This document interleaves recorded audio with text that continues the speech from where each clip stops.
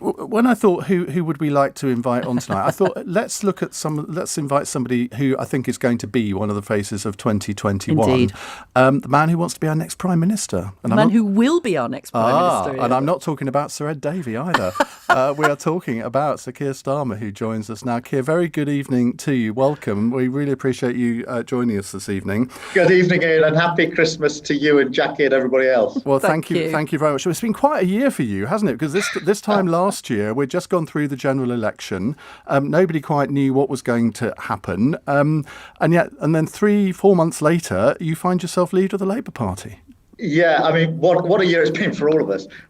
And a bit of a roller coaster for me. Yeah, this time last year, we were still, on the floor, frankly, after that terrible general election result. And early in the new year, we then kicked off a leadership contest in the Labour Party. And it seems impossible to think of now, but back then in early January, my job was to run around the country and see as many people in one room as it was possible to get in one day. And the more hugging and selfies and the closer you could be to people, the more people's hands you could shake, the better. And roll forward to sort of the end of the leadership campaign by the 4th of April, the day of the outcome. And we're in lockdown. And that moment that I'd sort of held in my heart where you turn from your own membership to face the nation and speak to the nation was done in my own living room with just a camera and a microphone for company. So what a strange period. And then onwards and upwards through the year. In opposition. Was there ever any doubt in your mind after that election result that you would stand? I'd love to know what goes through a politician's mind, because I mean we all have elements of self-doubt. We all have a bit of imposter syndrome. Or were you absolutely dead certain right from the start?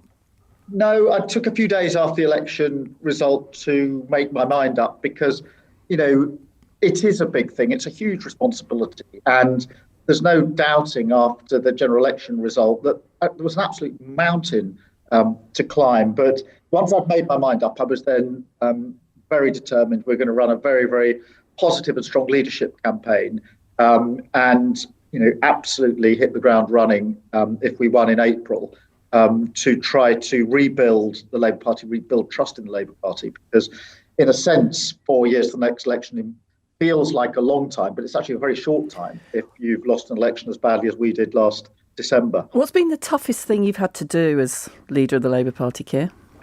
I think it's been trying to build teams, build relationships, restore trust in the Labour Party, but to do it in COVID restrictions when you can't have people around a table, you can't talk to people in groups in the way you usually would, and trying to work virtually has been really, really difficult. The other thing that's been difficult, and people will tell me I've got this right or wrong, and I completely get that, is trying to get the balance right in a pandemic between supporting the government and challenging the government. And that's every day we try to get that balance right. So, in a sense, in the middle of a pandemic, what people want is for everybody to pull together, particularly in periods like lockdown, when, I think most people say, look, we've somehow as a nation got to get through this. Right. So there's that pull towards constructive working, but then the challenge that just has to be put in when we see the government making mistakes.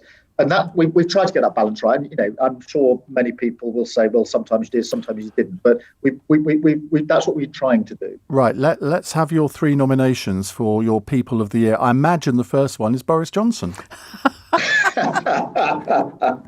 The Prime Minister just keeps on giving. Well, it's Christmas.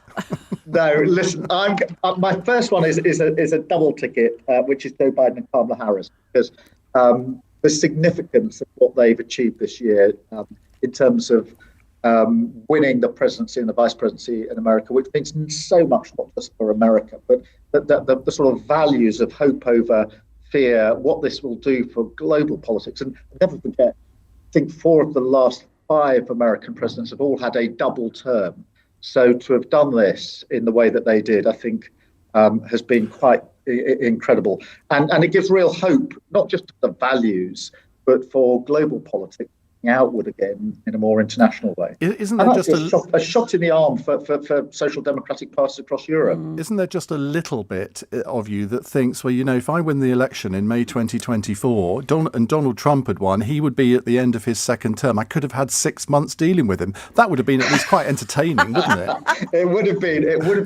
You could have held his hand when you went to visit Washington. That would have been interesting. That's the sort of thing.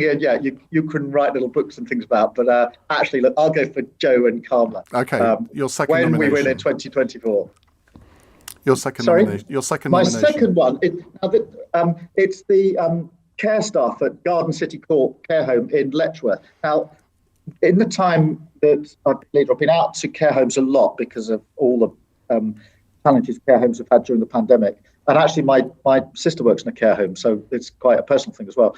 And we went to Letchworth. This was just an example, and it was a really wet, very chilly afternoon. And they were just administering the staff there the window visits for members of families who were sitting in the rain outside the care home, talking to a relative inside the care home through a window. And there was a boy there who was about 14, first time he'd seen his grandmother since the lockdown started.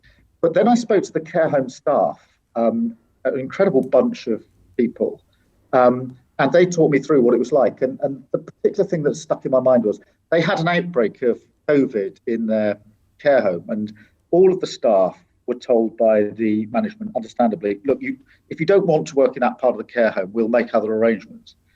And all of them had families and themselves to think about. And all of them, to a person, said, no, we will go in and we'll do what we've always done. We'll go to any part of the care home and we'll work in the areas that are risky as well as the areas that are unrisky, because that's what we want to do to look after the people we care about in the care home. And just in that little moment, you just saw this incredible dedication of people, that they were being given the choice, that they didn't have to do this. The management were being decent to them, saying, you don't have to do this if you don't want to. We can manage it another way. They all said, no, we're going to go in, we're going to do it exactly as we've always done it. And it was just an incredible reminder of what goes into the warmth of those jobs. I really hate the fact that people call care workers unskilled. I tell you what, not many people could do that. These incredible human skills, and they're an example. But that really went to my heart when they told me that. Rainy afternoon, sitting outside the care home. You're right, real unsung heroes. And your final nomination? The final one, if you'll permit me, is my wife Vic, because she's had an incredible year.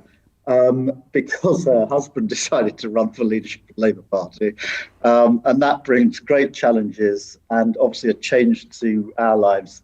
As a family, she's been incredible in that. She works for the NHS and has that real sense of NHS family.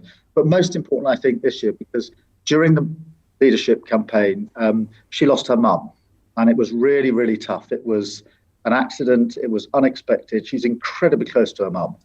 And, struggling with that, which has been a struggle, as well as supporting me, has been an incredible thing this year for her. And people often say to her, in terms of 2020, surely the biggest thing is, Keir winning leadership. And actually, in truth, it was her losing her mum. And it's human bit that sits behind all the rest of it. So she's my third person, if you'll allow me a personal one. Of course we will. That's lovely. Thank you. Now, I think we have to let Keir go, Jacqui. Can I just say one thing to Keir, go though? on. Because you're always criticising me for being too complimentary to Keir, so I want to criticise him about something. You just want to get in the Cheers, House of Lords. Keir, She just wants to get in the House of Lords. Keir, you've got a brilliant team around you, but can they sort out your backdrop? You've got to get more exciting backdrops in 202021, all right? Yeah, everybody said when I did PMQs, because I was self-isolated, that I looked like a hostage. And, You did. And I have to say, when I look back at it, I did. So we've got to get that sorted. Right. No more hostage pictures. Well, we're going to release you now back to the loving arms of your wife. Thank you very much indeed for joining us, Keir. That's Sir Keir Starmer, the leader of the Labour Party. You've gone all doe-eyed, Jacqui. Yes, I know. No, but look, David Miliband, Keir Starmer, both choosing their wives. Who says Labour men aren't sexy? No, I've never said Labour men aren't sexy, incidentally. Can I plead the fifth on that? Lovely.